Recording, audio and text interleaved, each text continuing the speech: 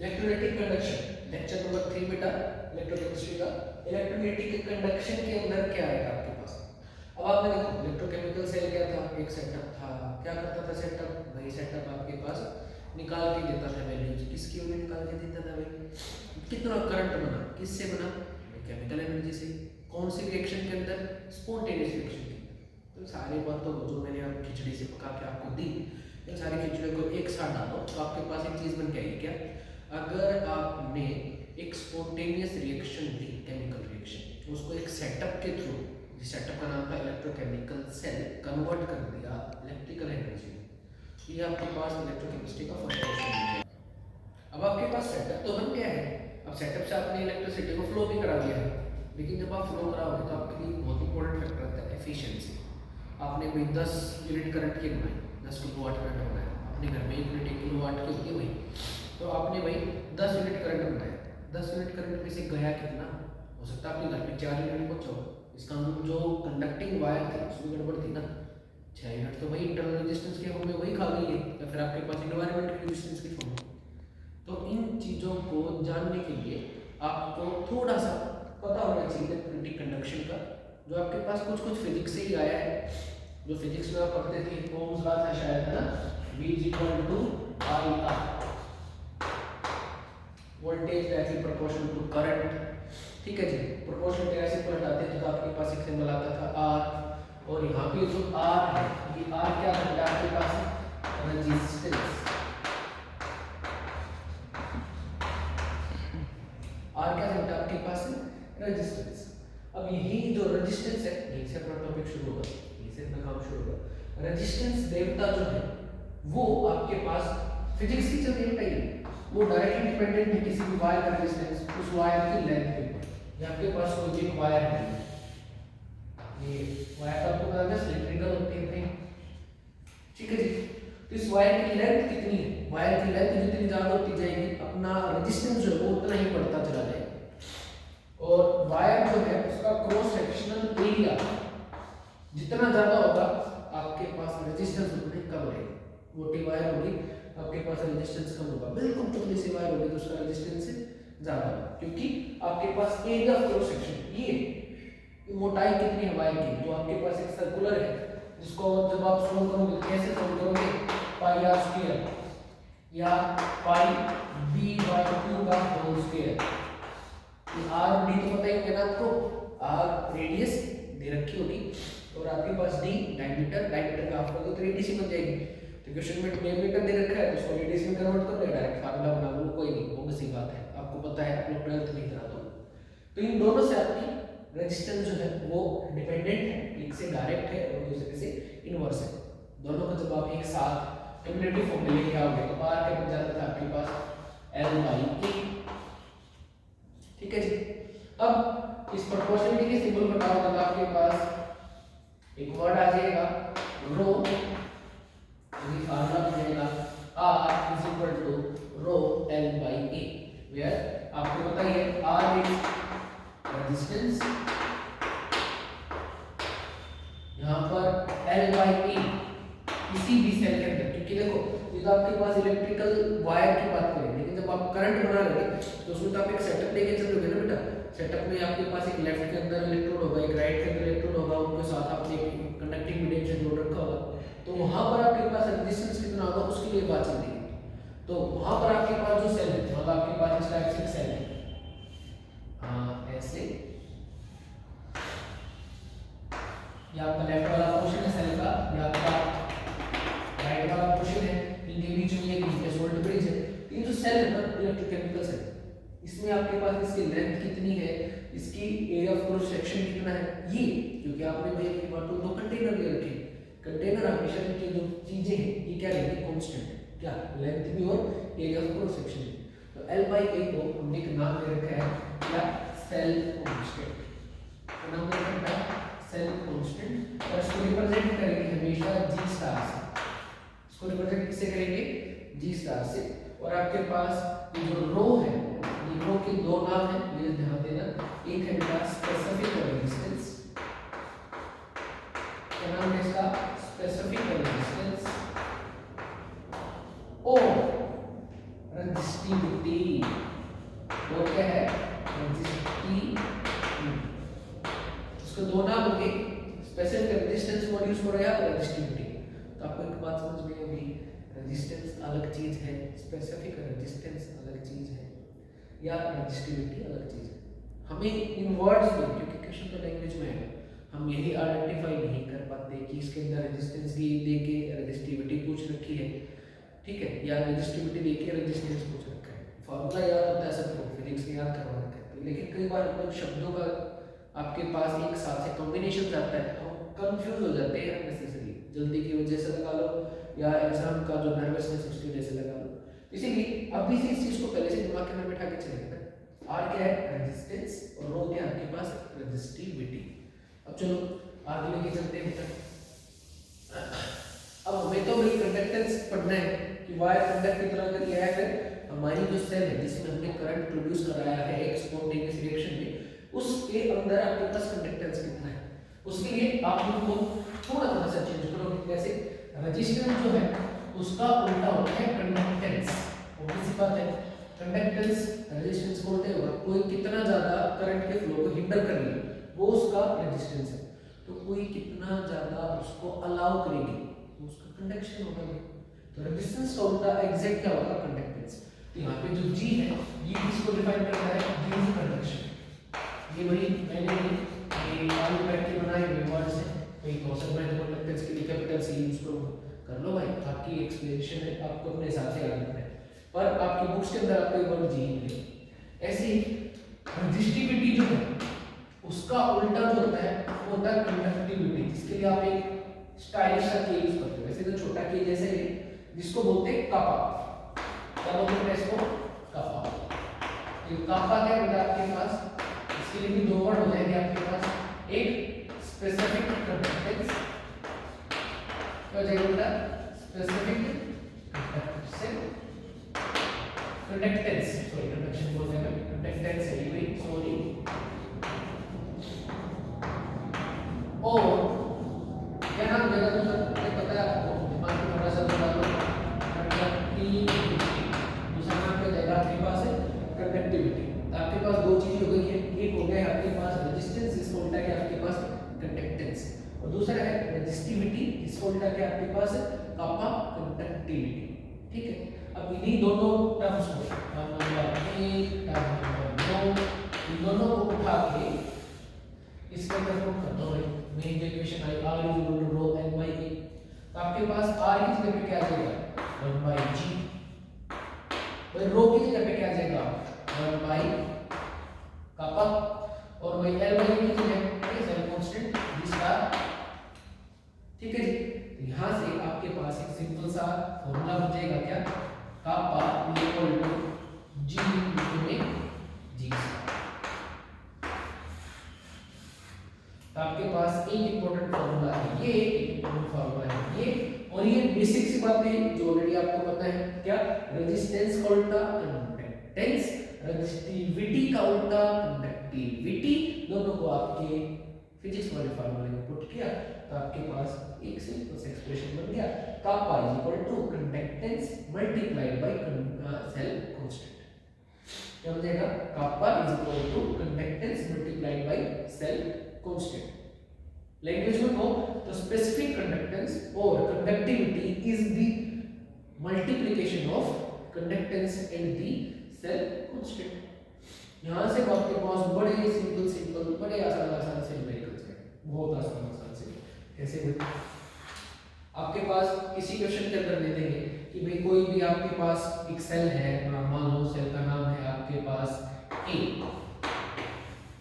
ठीक है, इस सेल के अंदर आपके पास लेंथ है कुछ मान लिया 40 सेंटीमीटर, और इस सेल का जो एरिया ऑफ क्रॉस सेक्शन है वो आपको दे दिया 14 सेंटीमीटर। ठीक है जी, दो चीजें दे दी आपको, और आपको और क्या दे दिया, या इस सेल की आपके पास रेजिस्टेंस जो है, रेजिस्टेंस पीरियड सबको पता ही है, वो दे दिया आपको 10 ओम। अब आपसे क्या पूछेंगे भाई सेल का कंडक्टेंस बताओ, एक, दूसरा बेटा इस सेल का आपके पास कंडक्टिविटी बताओ कितनी होगी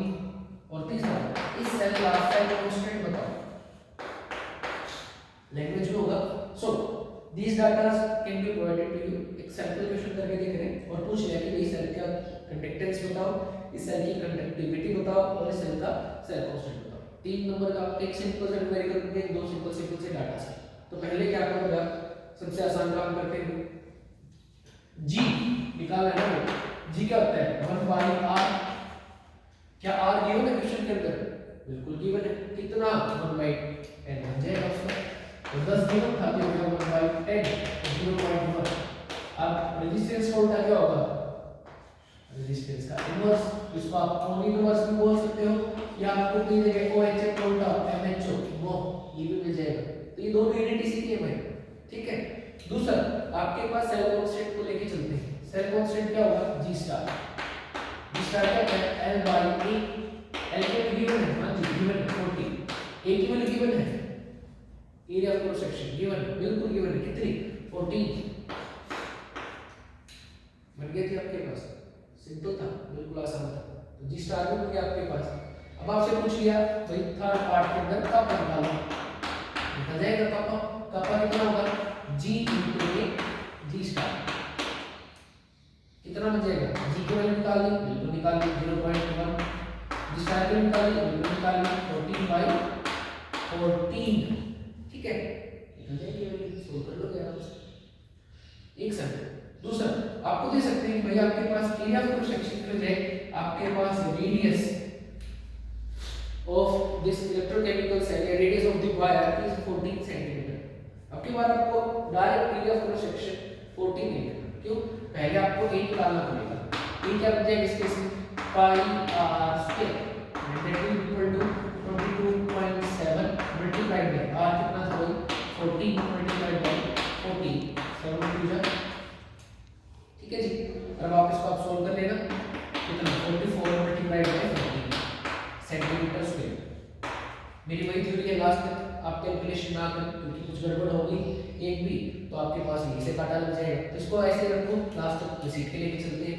तो अब आपके पास इस केस में G स्टार क्या बनेगा? L कितना था? 40 और एरिया ऑफ क्रॉस सेक्शन कितना था? 44 मल्टीप्लाइड बाय 14, ठीक है जी। इस टाइप से ऐसा नहीं कि आपको यही नहीं देखा कि एरिया ऑफ क्रॉस सेक्शन है या रेडियस है। रेडियस है तो उसको एरिया ऑफ क्रॉस सेक्शन में कन्वर्ट करोगे फिर पुट करोगे।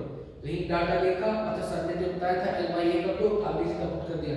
अरे देवी देवताओं के पाई ये दर्शन करना, रेडियस दे रखा है, डायमीटर दे रखा है, डायमीटर दे रखा है तो उसको पहले रेडियस बनानी पड़ेगी 14/2 करके। तो यहाँ क्वेश्चन बहुत ज्यादा इजी होते हैं और जब क्वेश्चन ज्यादा इजी होते हैं तो आपका दिमाग उस टाइम पे कुछ ज्यादा ही उसको कॉम्प्लिकेट हो गया बैठेगा, आता है उस टाइम पे ऐसी छोटी छोटी गलतियां हमसे हो जाती हैं। तो यहाँ ध्यान दे लेना भाई कि आ दे रखा है, ये दे रखा है। एक दूसरा यहाँ से बहुत प्यारा क्वेश्चन बनता है, देखो रेज करके समझने की कोशिश करते हैं। सेल कांस्टेंट की डेफिनेशन है वो एक किस्म से आपके पास कैसे, ये क्वेश्चन अच्छे हैं। आपके पास एक सेल ली है आपने, तो सेल के अंदर आपने एक केमिकल सॉल्यूशन यूज किया, ठीक है। वो जो आपने एक केमिकल सॉल्यूशन यूज किया है उसकी जो कंडक्टिविटी है आपके पास वो है कोई भाई मान लिया 100 यूनिट्स, मान लो आप आपने जो यूनिट आपको पता ऑलरेडी अच्छे से, उसकी कंडक्टिविटी दे दी है सेल की 100 यूनिट्स और उसका कंडक्टेंस दे दिया वही वो आपको दे दिया 25 यूनिट्स, ठीक है। फिर यही सेल जिस सेल के अंदर आपने ए वाला सॉल्यूशन यूज करके करंट बनाया था उसी सेल के अंदर आपने बी वाला केमिकल यूज कर दिया, बी वाला सॉल्यूशन यूज कर दिया। अब ये जब आपने ए की वजह बी वाला यूज किया है उस टाइम पर आपके पास जो कंडक्टेंस है वो पहली वाली के मुकाबले में हाफ रह गई है, या पहली वाली के मुकाबले में कंडक्टेंस जो है वो आपके पास डबल हो गई है, ठीक है। कुछ भी मान लो कंडक्टेंस डबल हो गई है और पूछेगा भाई इसका कापा निकालो, ठीक। कंडक्टेंस जो है वो पहली वाली के मुकाबले डबल हो गई लेकिन कापा निकालो। अब यहाँ पर आपको थोड़ा सा दिमाग यूज करना पड़ेगा। तो सीधे सीधे ना भाई यहाँ पे तो स्टेप बाय स्टेप के मार्क्स मिलते हैं। पहला स्टेप का मार्क्स डाटा ही लिख दो, ये गिवन ए के लिए, ये गिवन किसके लिए, बी के लिए, ठीक है ना जी। अब मुद्दे करते हैं, फिर लिखो फार्मूला। भाई कापा का फार्मूला आपको नहीं पता है क्या होता है, G into A G star होता है, क्या होता है, लिखो आधा नंबर इस चीज का छोड़ना नहीं चाहिए। अब G आपके पास है कैसे, वही पिछला वाला 25 दे रखा था कंडक्टेंस, तो 25 दे रखा तो 1 की बार क्या हो जाएगा डबल, 25 का डबल इतना तो मैथ आपको आता है भाई, इतना 25 multiplied by 2 and that will be 50। अगर आपके पास g स्टार भी होता तो क्वेश्चन सोल्व हो गया था ना, g स्टार चाहिए था, सेल कांस्टेंट चाहिए था। अब यहाँ पर आपके पास सेल कांस्टेंट, उसको सेल कांस्टेंट इसलिए कहा, वो डेफिनेशन है। कैसे? आपके पास ये कोई भी कंटेनर है लेफ्ट वाला, इसको सोल्डर ब्रिज के थ्रू जोड़ दिया राइट वाले से।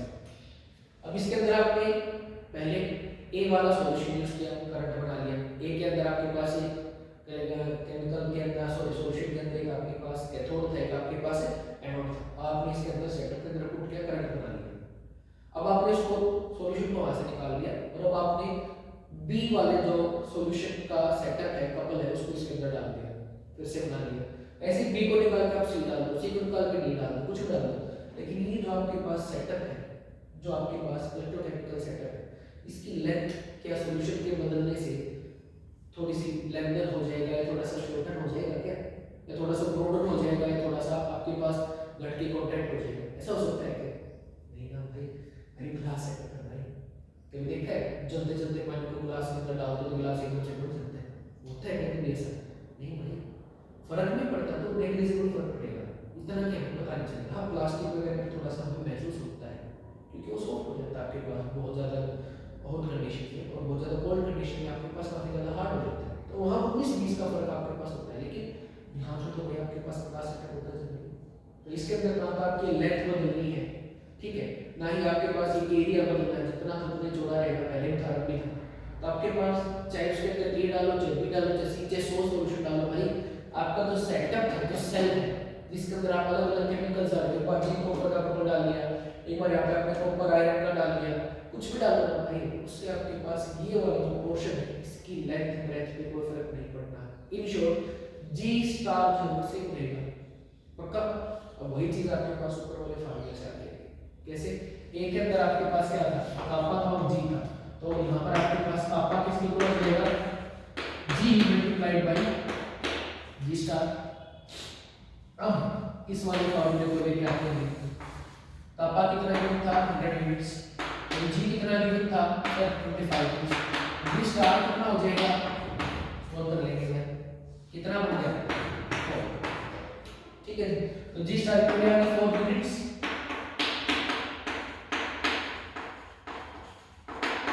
अब यही जी स्टार आपके पास इस फार्मूले में पुट कर दो, क्वेश्चन खत्म। Kappa is equal to G into में जी स्टार, जी की वैल्यू कितनी थी डबल 50, जी स्टार कितना आ जाएगा 4, पुट कर दो आंसर। तो सीधी सी पास इक्वेशन ऐसे होते हैं जिनको आप बोलते हैं थोड़े से दिमाग वाले कंसेप्चुअल टाइप के, जिसमें आपसे पूछना चाहते हैं सेल कांस्टेंट का नाम सेल कांस्टेंट क्यों, क्योंकि भाई ये आपके पास टेंपरेचर प्रेशर कुछ भी करो, ये जनरली आपके पास कांस्टेंट ही रहती है, कौन, सेल की लेंथ और सेल का एरिया ऑफ क्रॉस सेक्शन। तो यहाँ से आपके पास क्या आ जाता है, सेल की लेंथ और ब्रेथ से सेल कांस्टेंट आ जाता है, आपको इसको सोल्व करना काफी इजी हो जाता है। हो जाएगा, बिल्कुल हो जाएगा। इसके भी आपके पास न्यूमेरिकल आ जाएंगे, आप इनको आराम से सोल्व कर सकते हो, बड़े आसान आसान न्यूमेरिकल हो बेटा, तो बहुत आसानी से ये सोल्व हो जाएगा। अब क्वेश्चन के अंदर थोड़ा सा और आगे चलते हैं, फिनिशिंग की तरफ चलते हैं इस क्वेश्चन पे।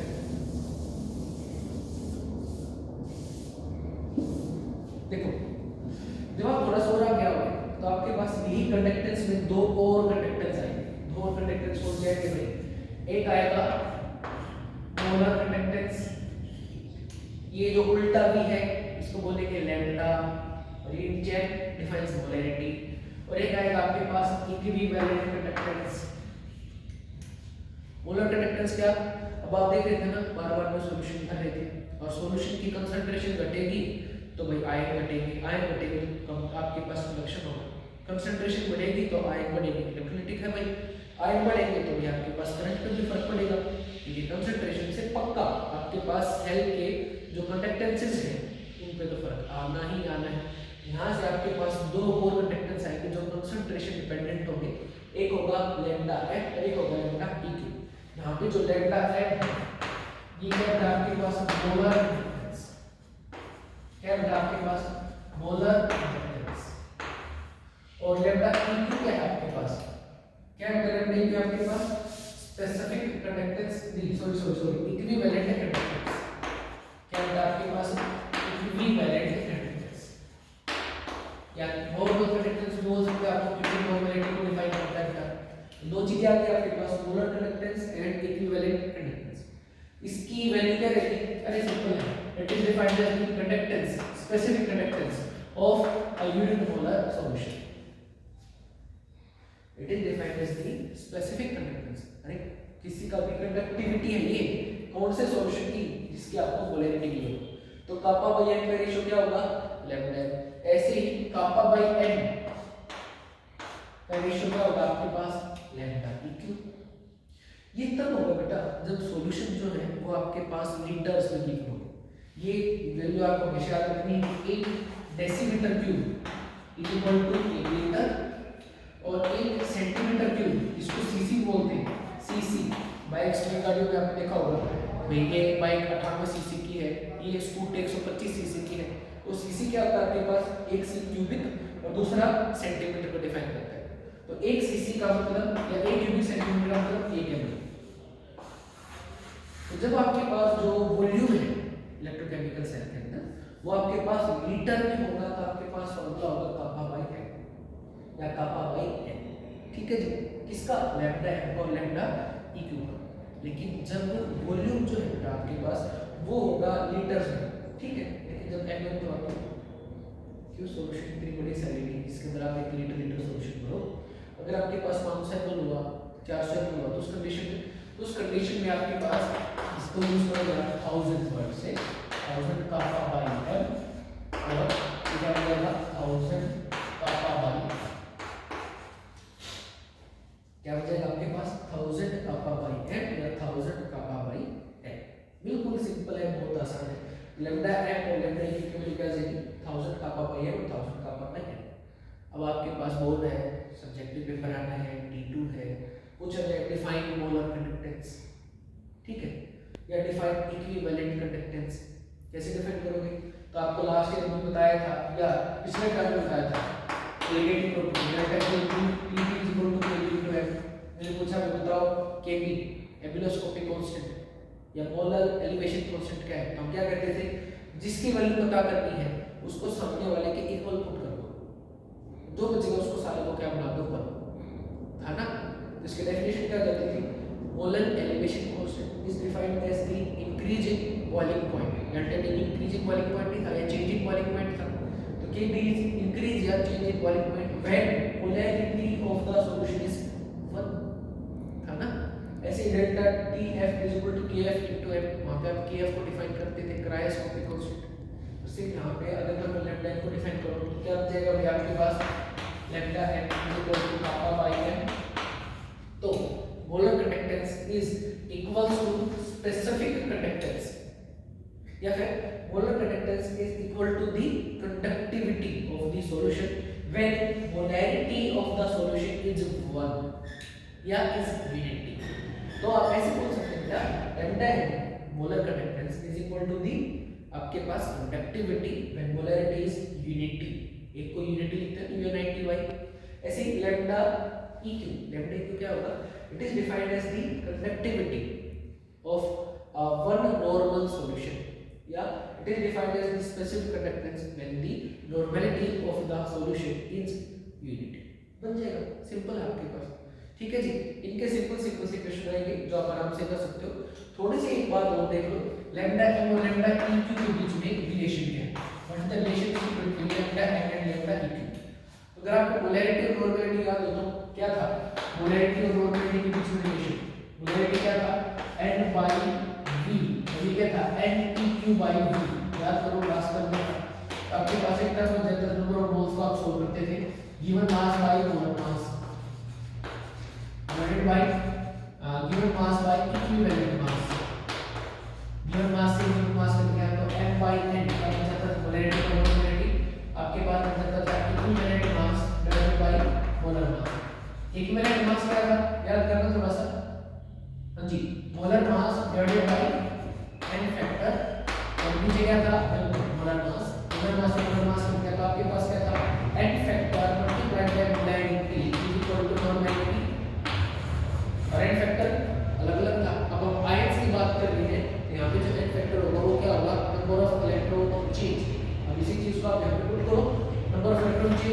केस में लैम्डा एम और लैम्डा ई की रिलेशन देखो, lambda M divided by lambda E क्या होगा, kappa by N divided by kappa by N, ये था कापा से कापा कट गया, क्या बन गया आपके पास लैम्डा एन अपॉन में lambda e is equal to ऊपर आ गया एन डिवाइडेड बाय एन, ये आ जाएगा जी।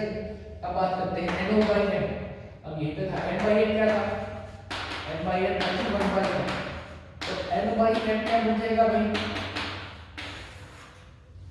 एन उठा के कर दो भाई, क्या लैम्डा एन अपॉन में lambda e cube is equal to n, n क्या है नंबर ऑफ इलेक्ट्रॉन चेंज या टोटल पॉजिटिव या total negative charge of a given solvent. आप पुट कर दो इक्वेशन के अंदर क्या बन गया, n factor multiplied by molar की जगह equivalent conductance is equal to molar conductance, क्या रिलेशनशिप आ गया, एन फैक्टर से जब आप इक्विवेलेंट कंडक्टेंस को मल्टीप्लाई कर देंगे तो आपके पास मोलर कंडक्टेंस आ जाएगा। एक बार चेक कर लेना डेरिवेशन में कहीं पे कुछ गड़बड़ ना होगी, तो ये वाली चीज आपके पास सीधे सीधे यूज करेगी, लेकिन पता जरूर होना चाहिए कि मोलर कंडक्टेंस और इक्विवेलेंट कंडक्टेंस में क्या रिलेशन है। अब लास्ट सम अप करते हैं, आपके पास कितने सारे कंडक्टेंस आ गए हैं जी, खाली कंडक्टेंस है बेटा,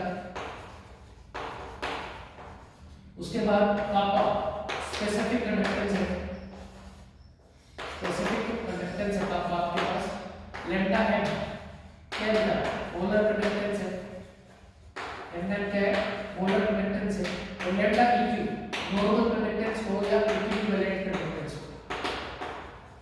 आपके पास चार टाइप के कंडक्टेंस आ गए हैं, इन चारों टाइप के कंडक्टेंसेस का अब अगले चैप्टर में या सॉरी अगले कांसेप्ट में हम देखेंगे कि डाइल्यूशन का क्या फर्क पड़ता है इन चारों के, वो भी आपका एक अलग से कांसेप्ट रहेगा जहां से आपके पास प्रैक्टिकल क्वेश्चन रहेंगे। That's all.